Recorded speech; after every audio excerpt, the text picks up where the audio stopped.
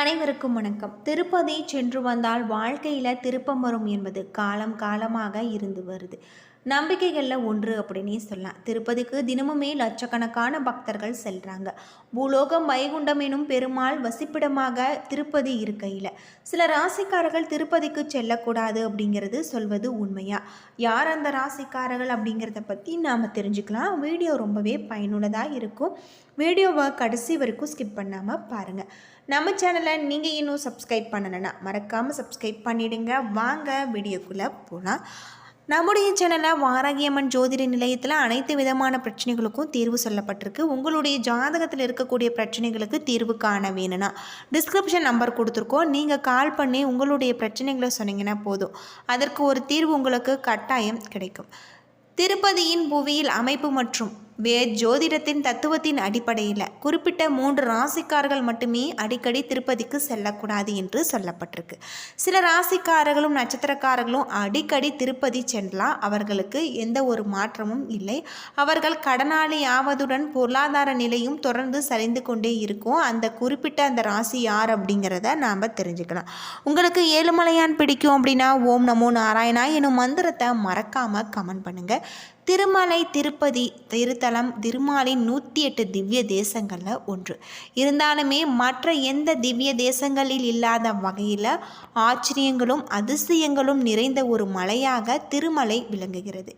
திருமலையும் சரி, திருமலையில் குடிக்கொண்டிருக்கக்கூடிய வெங்கடேச பெருமாளும் சரி, மிக அரிதான அபூர்வமான சந்திர கால்ந்தால் ஆனப்பட்டதாகும். இதனால் இந்த மலைக்கு செல்வத்தையும் தெய்வீக சக்தியும் பக்தர்களை ஈர்க்கக்கூடிய தன்மை உண்டு. புவியிலேயே சந்திரனுடைய ஆற்றல் உச்சம் பெற்றிருக்க இடமாக தான் திருப்பதி இருப்பதால் சந்திர பரிகார தலமாக கருதப்படுது. திருப்பதிக்கு சென்று திரும்பினால் பண கஷ்டங்கள் அனைத்துமே தீரக்கூடியதாக இருக்கும் என்பது நம்பிக்கை.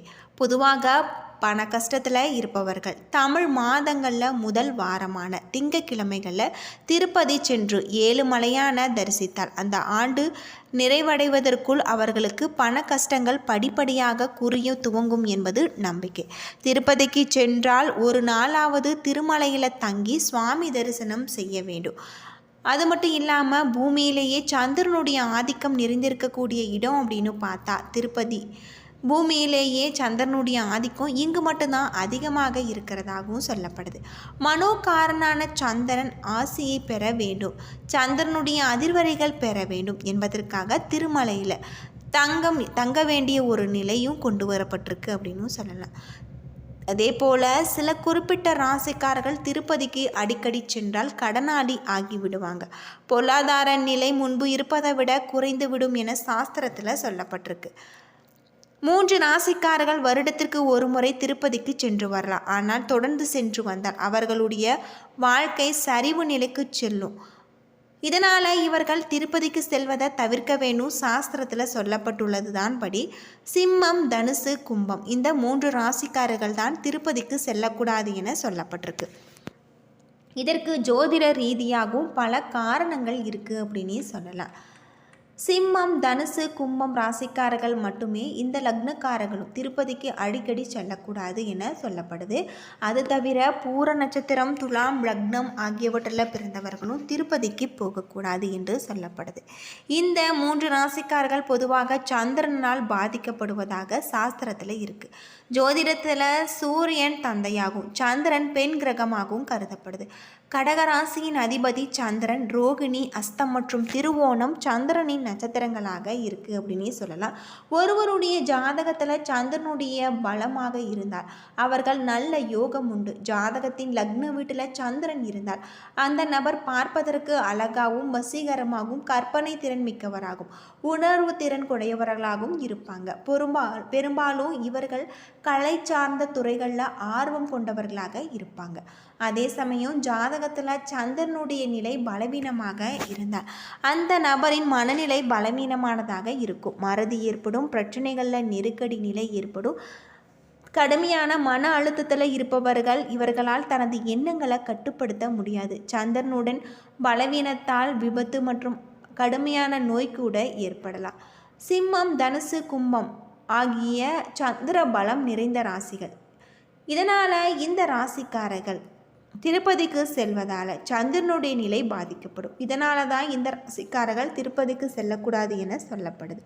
சிம்மம், தனுசு, கும்பம் ராசிக்காரர்கள் திருப்பதிக்கு சென்றால் கடனாளி ஆகிவிடுவார்கள் என்பது உண்மைதானா என்பது ஆன்மீக ஆன்றோர்களிடம் கேட்டபோது எந்த சாஸ்திரத்திலுமே சொல்லப்படவில்லை என்பது அவர்களுடைய பதிலாக இருக்கு. திருப்பதிக்கான பூஜை முறைகள் வகுத்த ராமானுஜர் அப்படி எதையும் சொல்லவில்லை. மாறாக திருக்கோஷ்டியூரில் தன்னுடைய குருவின் சொல்லையும் மீறி முக்தியின் ரகசியமான ஓம் நமோ நாராயணா மந்திரத்தை அனைவரும் உபதேசித்தவர் அவர். அதே போல் திருப்பதிக்குன்னு தலத்தை மங்களாசாசனம் செய்து ஆழ்வார்கள் இப்படி ஒரு ஜோதிட குறிப்பு உண்டு என்பதும் குறிப்பிடவில்லை. இது சமீப காலமாக ஒரு சிலரால் பரப்பப்பட்டு வர தகவல் அப்படின்னே சொல்லலாம். ஐதீக ஆசிரமங்களின்படி வராக சுவாமியை வணங்கிவிட்டு பின்னர் வெங்கடேஸ்வரரை தரிசிக்க வேண்டும் என நெறிமுறையை கடைபிடிக்கப்பட்டு என்பது குறிப்பிடத்தக்கதாக இருக்கு. கிருஷ்ண அவதாரத்தை முடித்து பெருமாள் வைகுண்டத்தில் தங்கியிருக்காரு. பூலோகம் முடிந்து கலியுகத்தில் அநியாயங்கள் பெருகியது. மீண்டும் இறைவன் பூமியில் அவதாரம் செய்ய வேண்டி காசியப்பர் முனிவர் தலைமையில் யாகம் நடத்தியிருக்காங்க. யாகத்தை காண வந்த நாரதர் யாகத்தின் பலனை யாருக்கு தரப்போகிறீர்கள் என்று முனிவர்களை கேட்டிருக்காரு. பலனை சாந்தமான மூர்த்திக்கு தருவதென முடிவு செஞ்சுருக்காங்க. மும்மூர்த்திகளில் சாந்தமானவரை தேடி பிருகு முனிவர் வைகுண்டம் சென்றிருக்காரு. திருமால் பிருகு முனிவரை கண்டு கொள்ளாமல் இருக்க அவருடைய மார்பில் எட்டி உதைச்சிருக்காங்க. திருமால் கோபம் கொள்ளாமல் உதைத்த பாதத்தை தடவி கொடுத்திருக்காங்க. பொறுமையும் அமைதியும் நிறைந்த திருமாலுக்கு யாக பலனை தருவதென முனிவர்கள் முடிவெடுத்திருக்காங்க. மார்பில் உதைத்த பிருகு முனிவரை தண்டிக்கும்படி லட்சுமி சொல்ல திருமால் மறுத்துவிட்டார். லட்சுமி கோபம் கொண்டு பார்க்கடல்ல இருந்து கிளம்பி பூலோகத்தை அடைந்து தவத்தில் ஆழ்ந்திருக்காங்க. திருமாலும் திருமகளை தேடி பூ உலகத்தை சுற்றி அலைந்து வேங்கட மலையில வந்து ஒரு புற்றுல கண்மூடி அமர்ந்திருக்காங்க. அவருக்கு பசித்தது. அது மட்டும் இல்லாமல் அதன்படி பிரம்மாவும் விஷ்ணுவும் பசுவாகவும் கன்றுவாகவும் மாற லட்சுமி தாயார் அவற்றின் எஜமானி போல வேடமடைந்து அப்போது அந்த பகுதியை ஆட்சி செய்ய மன்னனிடம் விற்க சென்றிருக்காங்க.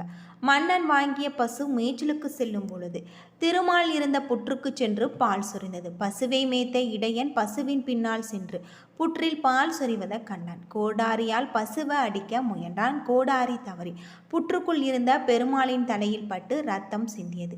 தன்னுடைய காயம் தீர மூளையை தேடி சென்ற பெருமாள் ஆசிரமம் ஒன்றை கண்டார். அது வராக மூர்த்தியின் ஆசிரமம் அப்படின்னே சொல்லலாம். அங்கிருந்த வகுலாதேவி தன்னுடைய பிள்ளையான திருமாலின் முகத்தை கண்டவுடன் பாசத்தில் மூழ்கியிருக்காங்க. திருமாலும் அகுலாதேவியே அம்மா என்று அழைக்க துவங்கியிருக்காங்க அப்படின்னே சொல்லலாம். அது மட்டும் இல்லாமல் தன்னுடைய பிள்ளைக்கு சீனிவாசன் என பெயரிட்டாள். தன் பிள்ளையின் காயம் தீர மருந்திட்ட பசுப்போக்கிட கனிகளை தந்தான். இந்த நிலையில் சந்திரகிரி என்ற பகுதியை ஆகாசராஜன் என்பவன் ஆண்டு வந்தான். பிள்ளை வரம் வேண்டி தன்னுடைய குலகுரு முனிவர்கள் ஆலோசனையின்படி புத்திர காமேஸ்வரை யோகம் செய்ய நல்ல நேரம் குதிச்சிருக்காங்க. யாகம் செய்யும் இடத்தை செம்மைப்படுத்தும் போது பூமியில் புதிந்திருந்த பெட்டிக்குள் இருந்த தாமரையில் படுத்த நிலையில் பெண் குழந்தை கிடைத்தது. தாமரைக்கு பத்மம் என்று பெயர் உண்டு. எனவே குழந்தைக்கு பத்மாவதி என பெயரிட்டிருக்காங்க. ராம அவதாரத்தின் போது வேதவதி என்னும் பக்தை ராமணனை மணாளனாக பெற வேண்டி தவம் செய்தாள். ராமனும் அவளிடம் பின்னால அவளை மனம் செய்து கொள்வதாக வாக்குறுதி தந்தாங்க. அதன்படி வேதவதி பத்மாவதியாக பிறந்தாள். பிறந்து ஆகாசராஜனின் மகளாக வளர்த்து வந்தாள்.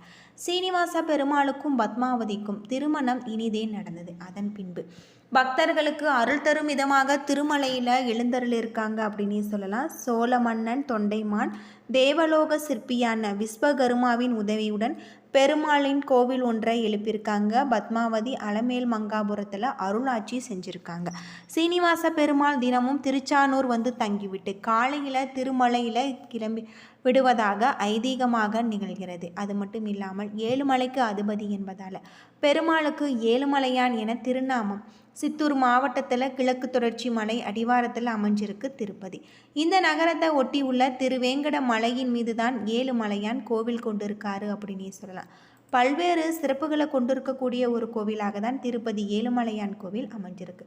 திருப்பதி ஆலயத்தில் இருந்து 1 கிலோமீட்டர் தொலைவில் சிலா தோரணம் என்ற அபூர்வ பாறை இருக்குது. உலகத்திலேயே இந்த பாறைகள் தான் இங்கு மட்டும் இருக்கிறதாகும். இந்த பாறைகளுடைய வயது 250 கோடி வருடம் அப்படின்னே சொல்லலாம்.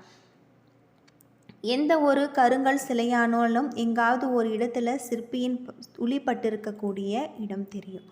உலோக சிலையானது உலோகத்தை உருக்கி வார்த்த இடம் தெரியும். ஆனால் ஏழுமலையானின் சிலையில் நுணுக்க வேலைப்பாடுகள் அனைத்துமே மெருகு போடப்பட்டது போல தெளிவாக இருக்குது அப்படின்னே சொல்லலாம்.